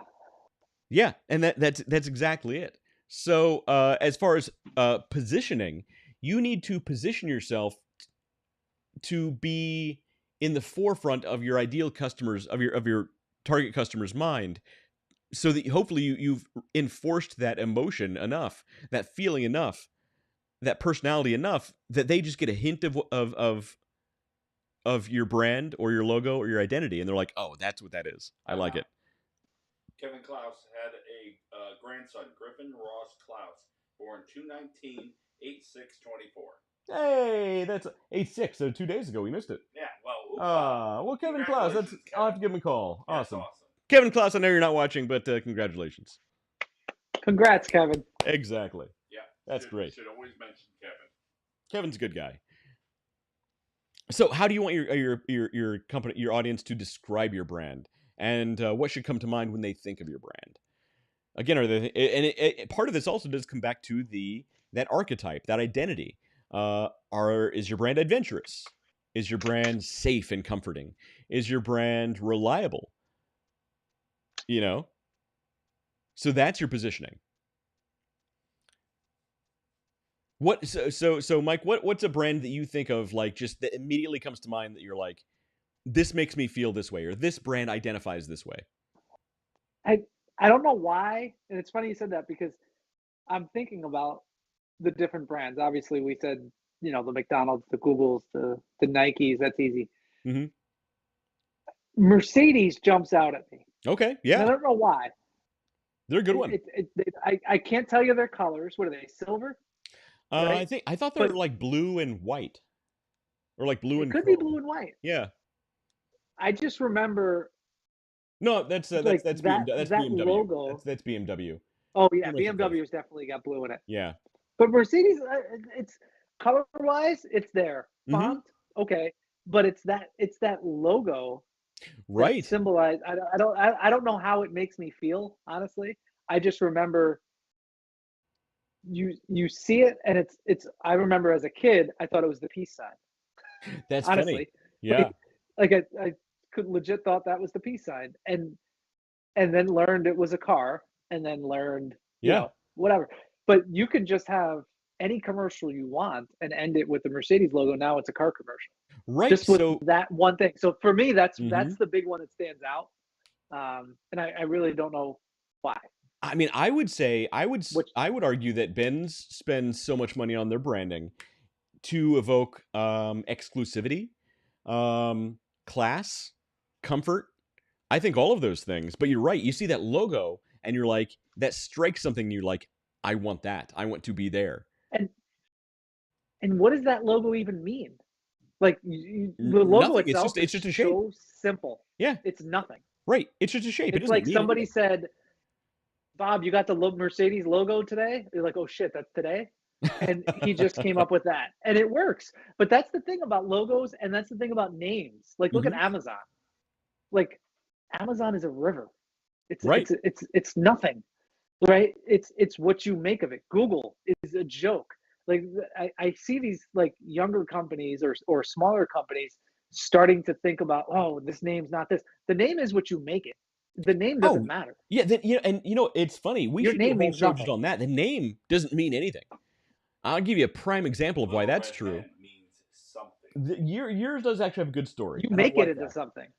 But generally speaking, you can, as long as you have a great product or a great service, the name doesn't mean anything.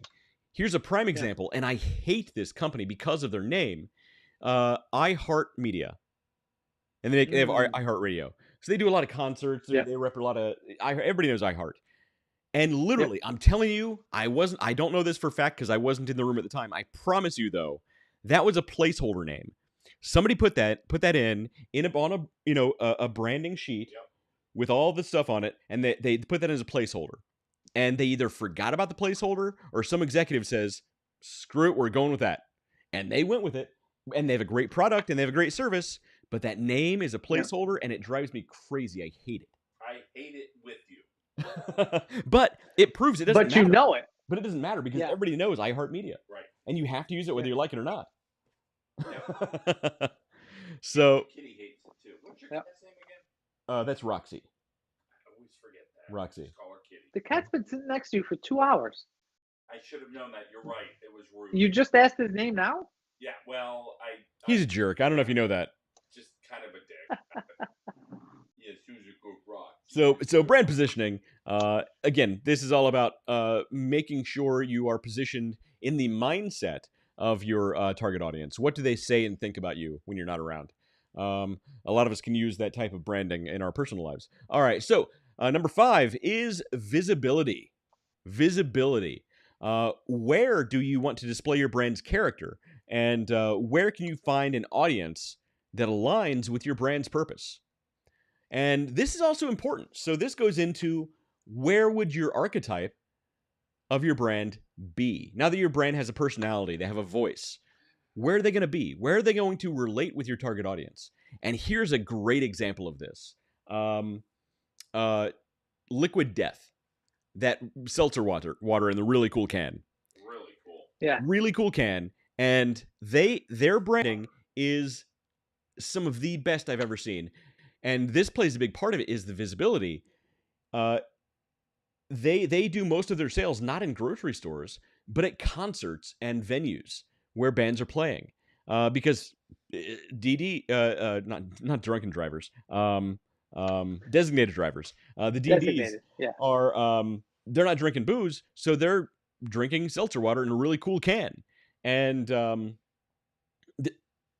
that's where they make the bulk of their sales is at these venues. They know where their audience is. They know where they need to be. They have a voice. They have an emotion. They have an archetype for their brand, and their brand is in the right place for their audience to see exactly where they need that product when they need it.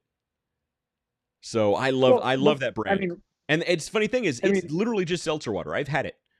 I had it on this show, and my son was like, "Dad, don't drink it. It's not worth it." I was like, I promise I'm not really going to die. It was pretty cute, but yeah. Red Bull started off that way, did they not? Like, you remember Red Bull's another one. I remember in college. Yeah. Red Bull was like, they were just those little cars that would drive around and literally give the stuff away. Right. So Red Bull's another one. So a lot of their social media isn't about showing the product. It's not about showing their really terrible commercials. A lot of their social media is about these weird competitions that they host where people build their own flying devices, or them sponsoring some guy jumping from a weather balloon that's on the edge of Earth's orbit and doing these crazy stunts, and them sponsoring something in the X Games. So they're at these events. They're actively doing these things. They're speaking the language. They're not only speaking the language, they're on a next level. They're defining the language of their audience. And it's so bad. It's fine. I don't hate it. It tastes horrible. You know what it tastes like? It actually tastes like liquid Smarties, in my opinion. You know the little candy Smarties? Yeah. If those were liquefied, that's what Red Bull tastes like to me. It tastes like Chernobyl runoff, therefore it tastes like Blanton's. You know the problem. You gotta add some vodka. You put some vodka in that Red Bull, you got yourself a nice drink. I can't understand. You put some dog treats in that Blanton's. You'd be great. Hey, try Blanton's with dog treats in it. That's a good use you know of. what? As plump as those apples got with alcohol. Yeah. Oh my God, they were so good. They rehydrate quick. Really quick. So I get I get my apples from a local apple orchard here. Yeah. And I get it from their they make cider. Mm-hmm. So what happens is when they make cider, they'll actually grind up the apples and they'll smush out all the juices, right? So what's left is what's called pumice, just the pulp of the apple. And what it does is it squeezes out all the sugars that you don't want to give to your dog, and you get this really nutritious fiber that's left over that has all the flavor of the apple without the sugar. Right. It's really good. It's actually really, really good for your dogs. Then I pumped Jameson's in where the water used to be. I mean, it's so good. It's so good for you. You can actually go online and buy apple pectin, which is that fiber. And this is all in the dog treats. In Jameson. Which you can soak in Jameson. It's true. Wes, I have a question. Yeah. Do you get the apples whole and then you do that, or they do it and then give you? So I get the apple pumice, basically the pulp, after they make the cider. Got it. So they squeeze out all the sugar and the juice. I'm left with the essentially the pulp. It's called pumice, which is just the kind of ground up apple mixture that's left. And then what I do is I dehydrate it, and I dehydrate it, and then I grind it up into sort of apple flour in a way. I put it through a food processor and it grinds it up into like apple fiber, and I put that in the treats. Cool. It's a few extra steps, but it's worth it. I mean, it really makes a much better product. So good. Yeah. Yeah. Humans and dogs alike. Humans, right? We could come up. You have a commercial right here. I'm legally not allowed to recommend humans eat them, especially soak them in bourbon. I can. But he can. You know, Mike needs to come to Ohio for a little bit. Just to get away I think I do. that area where he lives and come deal with real folks. He's never coming to deal with you. I just think I don't know. Do him a world of good. I'm not sure. I've been to Dublin. Dublin, Ohio? What have you been here for? When were you here? I came here for work one time. Came there for work. I'm actually right next door. No. I came there for work one time, and it was good. Yeah, he had to think about that. He's like, it was it was good. I didn't get to spend a lot of time. It wasn't a lot of pleasure going on, but it was okay. We have a couple cool places to hang out, and that's Ohio. Yeah, you come to here, you have Anna Greek, and then you have Los Guachos tacos, and you're set. Well, in fact, we have tacos here too. The Ohio Tourism Board made a commercial. It sounded a lot like Mike's recommendation. Here's the actual commercial they had. Come to Ohio. It's all right. It's okay. It's mid, as the kids say. That's it. Literally all you can ask for. That's it. Hey, it's I mean, you might, but it's part of the charm. Depends on where you go. Yeah. It's also the trip that my wisdom tooth erupted on the plane on the way down, and I had like 3 days of meetings. Yikes! And I had to sit through them with an erupted wisdom tooth, and it was the most painful week I've ever had. Yeah. All bad. Yeah, it's ridiculous. Which is good in hindsight. Strange. I came home and got my wisdom tooth pulled. So really strange thing. We were just talking about it. In that case, what you want to do is chug as much Red Bull as you can possibly get with as much ibuprofen as you can get down without puking it back up, because the taurine in Red Bull is actually really good for toothaches. Really? Oh, Strange fact. see? Yeah. I had an infection. Did you learn that on their social media? I don't think they're allowed to talk about that. They were actually recently sued because of their commercials that said Red Bull gives you wings. Somebody actually sued them over that, and they lost. Oh my god! And guess Red what? Bull lost. Red Bull lost, and Red Bull makes so much money they didn't even bother changing their advertising. They still say it, even though they lost the suit. Screw you. You know what? Red Bull needs to give wings and someone's ass, and that's the problem nowadays. You can't just go beat somebody with a bat when they try to sue you. You know what they should have done is they should have mailed the person some like fake Halloween toy wings and said, "There you go, asshole. Now what are you gonna do about it?" Yeah. Now it's legit. Right. Now Red Bull actually does give you wings. Exactly. In the 80s, Mom, who sent this package? It's coming. A 10-day window in which you could go beat the person suing you with a bat, And if you were able to accomplish that, the lawsuit would be over. Actually, you know what they should do is bring back dueling. Yeah. And that's right. Oh, I remember dueling in high school. I saw two teachers duel. Yeah. Oh, he went to a really redneck school, Yeah. and Yeah. I think Aaron Burr University. I think what he's actually saying is he just saw a dude get shot. That's all he's saying. It solved the That's problem. that's a roundabout way of saying it. Aaron Burr University. That's a good one. Why say it directly when you can go the long way? There you go. You know what? Exactly. I'm gonna leave and I'm gonna go get some McDonald's. Yeah, well, let's go ahead and wrap up the show. So those were the 5 essentials that every brand needs to know. We eventually got there, which is clarity, audience, personality, positioning, and visibility. And McDonald's. So you might find one still open. Yeah. We'll see. Yeah, you can get it. You're in Ohio. I am in Ohio. You got everything. Late opening. McDonald's will be open till midnight. Sometimes. David and I have been through a lot of drive-thrus, and everything's closed. Hey, my cousin from LA. I could. This weekend. Oh. Yeah. Why? He works for Maersk. Oh, okay. Yeah. There's Nice. a local branch here he's got to inspect. There you go. Yeah. Cool. So we're gonna have dinner. Take him to McDonald's. Yeah. They don't give have him some dog treats and bourbon. I will. Just put the dog treat in the bourbon like a garnish. Yeah, there That's you go. This, there you go, cousin. welcome to Ohio, asshole. we have McDonald's and bourbon soaked dog treats. Exactly. See yourself out. Go back to LA and drink your hoity-toity non-dog food riddled. Get your gluten-free treats over here. Exactly. All right. Well, Mike, thanks a lot for joining us, man. It was a lot of fun. Oh, thanks for having me, Wes. Sorry David couldn't be here, but I'm glad I could. Yeah. No, definitely. Stand in. What we got to do soon is do like a round table. Get everybody on the screen. We'll do a whole thing. It was nice meeting I love it. You too, Matt. All right. So I've been Wes. This guy was Matt. That guy was Mike Lozito of Goalie Dads United. Check him out on YouTube. And we'll see you guys next time. Later.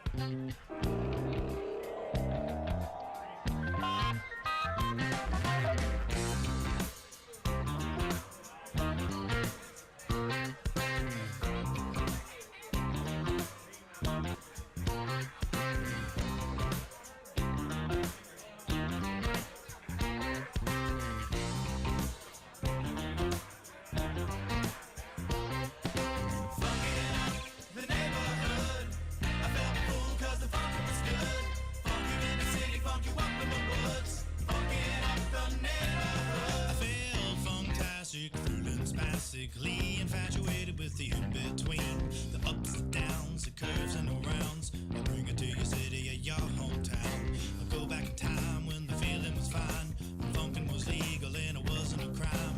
Party people lined up and down the way, a bigger celebration than your birthday. Funkin' up the neighborhood, I felt the fool 'cause the funkin' was good. Funk you in the city, funk you up in the woods. Funkin' up the neighborhood. The neighborhood, I felt the fool 'cause the funkin' was good.